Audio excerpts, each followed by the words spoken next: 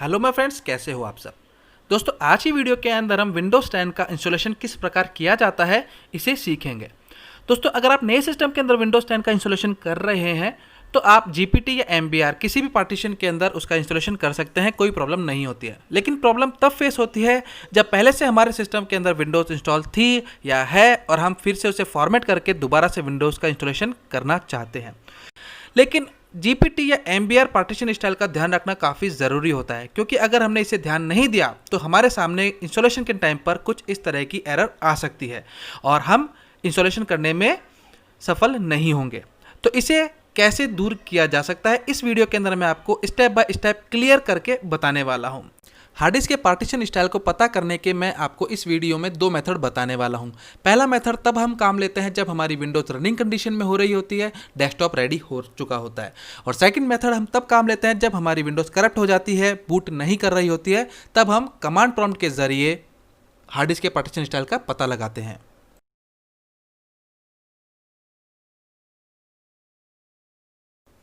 Partition style check करने के लिए आपको दिस पीसी के ऊपर राइट क्लिक करके मैनेज में आना होगा।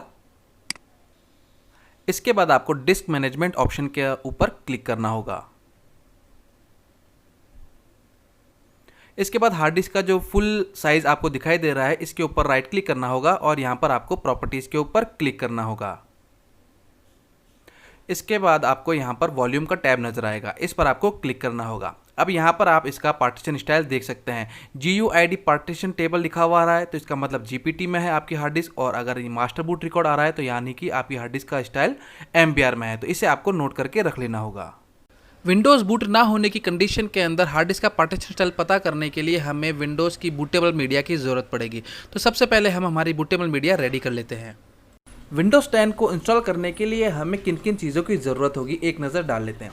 सबसे पहली तो चीज़ है विंडोज़ 10 की ISO बूटेबल इमेज, जो कि हम माइक्रोसॉफ्ट से फ्री में डाउनलोड कर सकते हैं। सेकंड चीज़ है 8 GB या उससे ज़्यादा की हमें एक पेन ड्राइव की ज़रूरत होगी। और तीसरी चीज़ है ISO to disk free utility, जिससे कि हम पेन ड्राइव को बूटेबल बनाएंगे। माइक्रोसॉफ्ट की ऑफिशियल साइट से विंडोज़ 10 को डाउनलोड करने का वीडियो ट्यूटोरियल लिंक आपको डिस्क्रिप्शन में मिल जाएगा।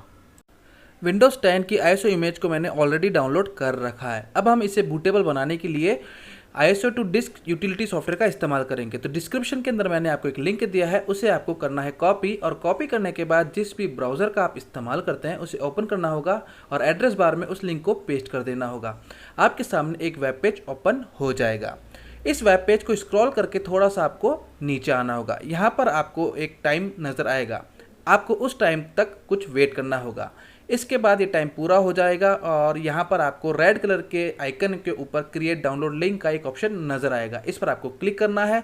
और क्लिक करने के साथ एक नेक्स्ट वेब पेज ओपन हो जाएगा। स्क्रॉल करके आपको फिर से थोड़ा सा नीचे आना होगा और यहाँ पर फिर से आपको रेड कलर का एक बटन नज़र आएगा, यहाँ पर आपको क्लिक करना है। यहाँ पर ध्यान रखना है कि अगर कोई पॉपअप ओपन होता है तो पॉपअप पे आपको क्लिक नहीं करना है, उसे क्लोज कर देना है। क्लोज करने के बाद दोबारा से आपको रेड कलर वाले आइकन के ऊपर क्लिक करके इस यूटिलिटी टूल को डाउनलोड कर लेना है।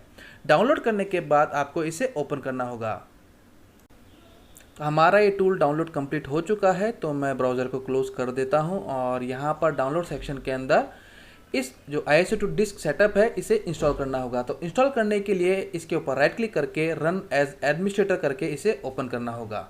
तो मैं यहाँ पर इसे ओपन कर देता हूँ और इसके बाद इस सेटअप को हमें कंप्लीट इंस्टॉल कर लेना होगा।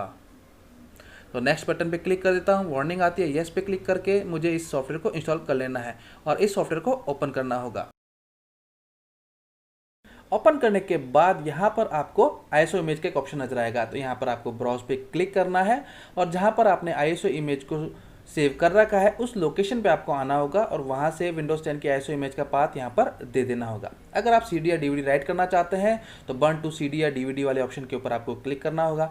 और अगर आप USB पेन ड्राइव राइट करना चाहते हैं तो burn to USB flash drive पर आपको क्लिक करना होगा। यहाँ पर आपको आपकी पेन ड्राइव को इंसर्ट कर देना है। अगर यहाँ पर पेन ड्राइव नहीं आ रही है तो इंसर्ट करने के बाद आपको एक बार रिफ्रेश बटन पर क्लिक करना होगा और इसके साथ ही यहाँ पर आपको नीचे की तरफ पार्टीशन स्टाइल नज़र आएगा। तो पार्टीशन स्टाइल के अंदर अगर आपकी विंडोज़ एमबीआर के अंदर इंस्टॉल थी, यानी कि आपकी हार्ड डिस्क का पार्टीशन स्टाइल एमबीआर में था, जैसे कि हमने पहले चेक किया था, तो आपको एमबीआर सेलेक्ट करना है। और जीपीटी में था तो आपको जीपीटी सेलेक्ट करना होगा और इसके बाद यहाँ पर आपको स्टार बटन के ऊपर क्लिक कर देना होगा। एक वार्निंग आती है, इसे आपको यस करना होगा। इसके साथ ही आपकी विंडोज़ 10 की बूटेबल पेन ड्राइव बनना तैयार हो जाती है। इसके अंदर तकरीबन आपको 30 मिनट से लेकर 60 मिनट तक का समय लग सकता है, डिपेंड करता है आपकी यूएसबी ड्राइव पर और यूएसबी डेटा ट्रांसफ़र स्पीड के ऊपर। तो आपको पेशेंस रखना है और इसे कंप्लीट होने देना है। इसके बाद आपके सामने बर्न फिनिश्ड का एक मैसेज आता है, इसे आपको ओके कर देना है। आपकी बूटेबल पेन ड्राइव रेडी है।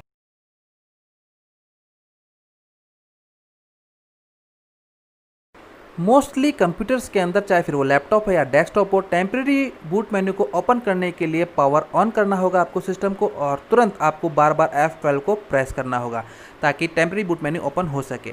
और पर्टिकुलर HP का अगर आप लैपटॉप या डेस्कटॉप का इस्तेमाल करते हैं तो आपको पावर ऑन करने के तुरंत बाद में F9 को बार बार प्रेस करना होगा, जिससे कि आप टेम्प्रेरी बूट मेन्यू को ओपन कर सकें।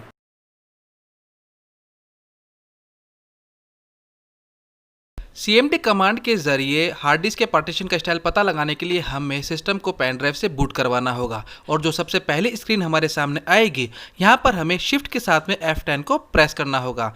इससे CMD ओपन हो जाएगा। अब यहाँ पर हमें कमांड टाइप करनी होगी DISKPART, बीच में स्पेस नहीं है दोस्तों। डिस्कपार्ट कमांड टाइप करके हमें एंटर करना होगा, और इसके बाद हमें नेक्स्ट कमांड टाइप करनी होगी LIST स्पेस DISK, इसके बाद एंटर करना होगा। हमारे सिस्टम में जितनी भी हार्ड ड्राइव कनेक्ट होगी उनकी लिस्ट हमारे सामने आ जाएगी। लास्ट के अंदर आपको एक GPT का ऑप्शन नज़र आएगा। यहाँ पर अगर स्टार नहीं आ रहा है तो इसका मतलब आपकी हार्ड डिस्क जो है वो MBR पार्टीशन के अंदर बनी हुई है, और अगर यहाँ पर आपको GPT के ऑप्शन के नीचे स्टार दिखाई देता है तो इसका मतलब आपकी हार्ड डिस्क का पार्टीशन स्टाइल जो है वो GPT में है। इसी के अकॉर्डिंग हम आगे विंडोज़ का इंस्टॉलेशन करेंगे। जैसा मैंने आपको बताया, टेम्प्रेरी बूट मेन्यू ओपन करके आपको पेन ड्राइव से सिस्टम को बूट करवाना होगा। तो यहाँ पर आपको जो टेम्प्रेरी बूट मेन्यू नज़र आ रहा है, इसके अंदर सिर्फ पेन ड्राइव का नाम नज़र आएगा। इस पर आपको क्लिक करना होगा और सिस्टम को पेन ड्राइव से बूट करवाना होगा। सबसे पहली स्क्रीन आपके सामने आएगी, इसको आपको नेक्स्ट पे क्लिक करना होगा। इसके बाद इंस्टॉल नाउ पे क्लिक करना होगा।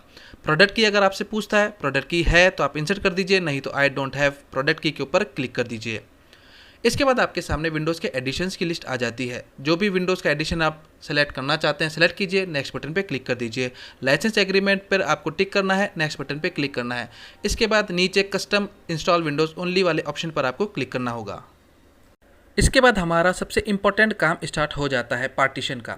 तो देखिए, सबसे पहले आपको ऊपर सिस्टम पार्टीशन नज़र आ रहा है, इसके बाद नीचे प्राइमरी पार्टीशन और इसके बाद OEM रिजर्व पार्टीशन। हो सकता है आपके सिस्टम के अंदर सिर्फ ऊपर की तरफ 500 MB का एक सिस्टम पार्टीशन नजर आए और उसके नीचे प्राइमरी पार्टीशन आपको नज़र आने लग जाए। इसके बाद हमें सिस्टम पार्टीशन और OEM पार्टीशन, इन दोनों पार्टीशंस को डिलीट करना होगा, और साथ में हमें जो विंडोज़ का पार्टीशन है इसे भी डिलीट करके दोबारा बनाना होगा। तो एक एक करके हम इसे डिलीट कर देते हैं। तो सबसे पहले मैं OEM रिजर्व पार्टीशन को डिलीट कर देता हूं। इसके बाद मैं विंडोज़ के पार्टीशन को भी डिलीट कर देता हूं, और सबसे लास्ट के अंदर जो सिस्टम पार्टीशन है इसे भी मैं डिलीट कर देता हूं। इसके बाद हम इनका सबका एक नया पार्टीशन क्रिएट करेंगे। जो भी पार्टीशन हमने डिलीट किया है वो सब अनअलोकेटेड स्पेस के रूप में हमारे सामने आ जाता है। तो इसका नया पार्टीशन क्रिएट करने के लिए न्यू बटन पे क्लिक करेंगे और अप्लाई और ओके पे क्लिक कर देंगे। इसके साथ ही हमारे जो सिस्टम पार्टीशन है वो दोबारा से क्रिएट हो जाएगा और विंडोज़ का प्राइमरी पार्टीशन भी क्रिएट हो जाएगा। तो प्राइमरी पार्टीशन को हमें सेलेक्ट करना होगा और नेक्स्ट बटन पे क्लिक करना होगा।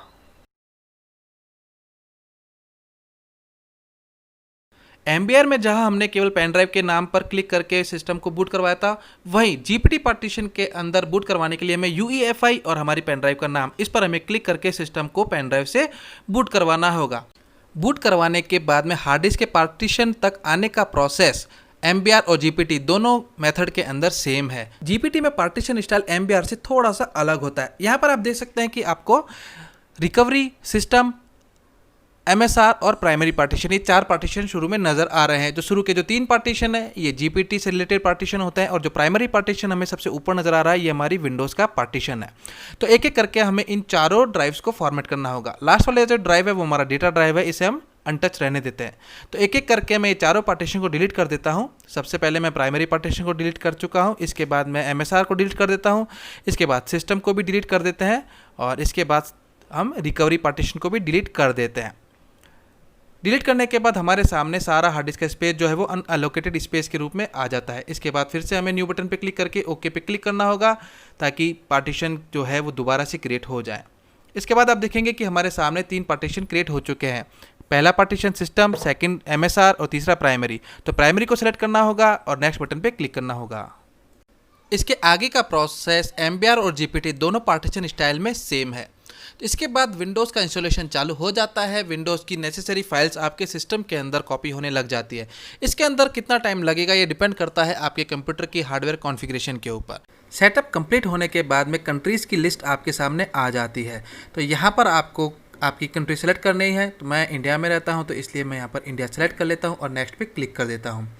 इसके बाद कीबोर्ड लेआउट्स इंग्लिश US पे रहने देना है, नेक्स्ट पे क्लिक कर देता हूँ। इसके बाद सेकंड कीबोर्ड लेआउट हम ऐड नहीं करना चाहते हैं तो स्किप कर देते हैं। इसके बाद जस्ट ए मूवमेंट।